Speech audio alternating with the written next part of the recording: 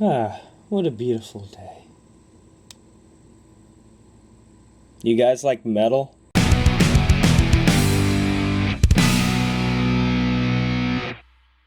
Hey review family, keep it high, keep it tight. My name is Jay Morris, the Review Guy, and I'm back again to bring you another video. Welcome back to Underground Metal Mondays, my ongoing series in which on random Mondays I'm just going to talk about some releases, both old and new, that I think are worth your time from the underground of metal. There are many genres and many albums, many artists, many bands that go under the radar, slip through the cracks, and no one really ever hears about them, or at least no one hears about them as much as they really should. This is going to be a pretty special installment because in this one I'm going to be going over some of my favorite underground metal releases from the last year, specifically from the year of 2018.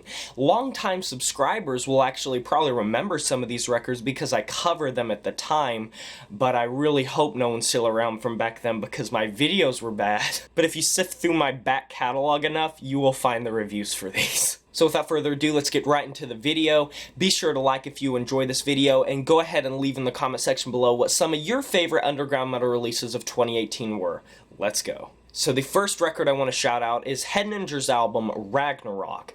This is a band that is a one-man project by Cliff Beaver from, I believe, Tennessee. I'm actually got pretty good friends with him after the review because he was one of the first artists, if not the first artist, to actually, acknowledge my review, and that just made me feel famous. What can I say? I'm an influencer. So if you want to know a little bit about Ragnarok, it's this Viking and black metal influenced record, and it sounds a lot like a lot of the Viking metal like Amon Amarth. It sounds a little bit like Bathory, and there's a lot of influences going into it from both the Viking and black metal feel, and even melodic death metal. I know for a fact that he was also influenced by the band Winder. He does all of it himself, and the instrumentation sounds absolutely blunt and raw. Not super raw that it's just nails on a chalkboard raw like some of original black metal, but it is very worth your...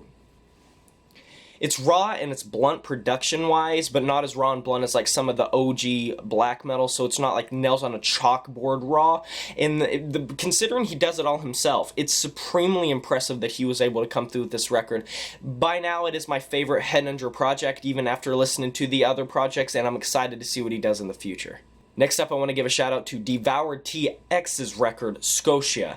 This is going to be quick. It's a good deathcore record from pretty much every standpoint. Production, vocals, riffage, everything, lyricism. It's just a very basic deathcore record, and it's not going to blow your socks off. But if you're a deathcore fan, you will get a lot out of this record. I personally gave it a very positive review at the time. I enjoyed it a lot at the time. And if you're into deathcore, I think this is worth checking out. Next up, I gotta give a shout out to Poem's record, Unique. This is a Greek prog band, and for a while I thought this might have been my favorite record of 2018 because it was released fairly early in the year, give or take. Around the same time Hedninger's record was released as well. I actually have an interview coming out eventually with Stavros Rigos, who is one of the band members, the drummer for the band. So Stavros, if you're seeing this, I'll talk to you soon, man, or I guess I already talked to you. The interview will be up soon. Can I speak? This is a really good step in for Greek music, for Greek metal, Greek prog in particular, because you would be surprised how much Greek prog and thrash exist. He actually turned me on to some really great Greek thrash metal bands. Greece really does have a great underground metal scene, and Poem really came through with a record that, for me, broke through the surface and became one of my favorite records of 2018, and I still return to it quite often. It's a really great prog metal album. It's not metalcore or anything like that. It's just progressive metal in the vein of the kind of Dream Theater, that type of progressive metal, or even a Devin Townsend, the very epic feel, especially through the vocals. Next up, I want to give a shout out to Miscarriage with Homicidal Mania Trilogy. This is a two-man band, Ulf and John, that have experimented with so many different genres throughout their career, and this is just a disgusting death grind, gore grind record. This is actually a compilation of 3 different projects divided into 3 parts, 3 chapters, and it's just horrific. If you want some disgusting music that just sounds in the vein of like a Pissgrave, kind of. It sounds a lot like Pissgrave if you like them, or just pretty much a lot of different gore grind bands, contemporary gore grind bands, and even some porno grind bands. It's mud-caked. It's just one long, cohesive project that just flows in disgust and mayhem and chaos, and it's great, but there's a method to the madness. It sounds so gory, and it sounds so down-tuned and muddy, and it's great. I like it a lot. Definitely check it out. Next up, I want to give a shout out to one of my favorite experimental albums last year, if not my favorite, that being Author and Punisher with Beastland. This is a one-man project signed to Relapse Records, ran by Tristan Schoen, and I remember at the time I could not get enough of this record. It blew me away. It was my favorite record to release that specific month. It was so abstract and so weird. What he does with sound is great. It kind of reminds me a little bit of that Pinkish Black record that released not too long ago, Concept Unification.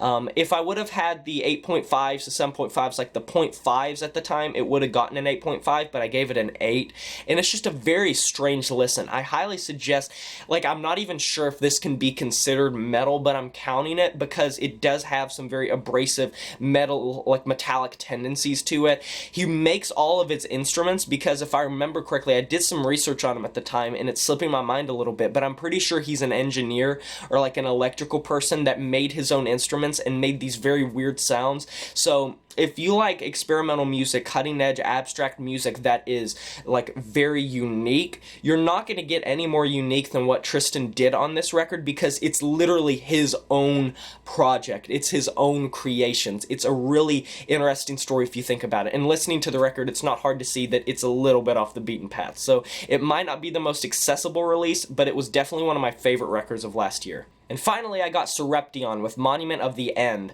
They've released 3 studio-length albums. Formed in 2005, signed to Sumerian Records now, originally Unique Leader. So you might be thinking, how is this underrated? This slipped through the cracks for a lot of people, and it surprised me. I remember covering this band back when they released a single in anticipation of the record on Sumerian Records, because I am a fan of Sumerian Records. I wanted to check out and see what they were going to do, and they're just this technical death metal band that really reminds me of like some of the great technical death metal bands on the label, such as, say, The Faceless, although they really do stick to that death metal growled vocal delivery. It doesn't really go off the beaten path like that, like a Rings of Saturn or anything. This is a hard-hitting tech death release that I think a lot more people should have heard at the time, because I think it's very much worth your time if you enjoy technical death metal, a lot of proficiency, and just a fun vocal performance that doesn't go too far off the beaten path if you want to remain safe with tech death. And Sumerian Records is a nice home for this, even if it's not like the typical band you might expect, so yeah.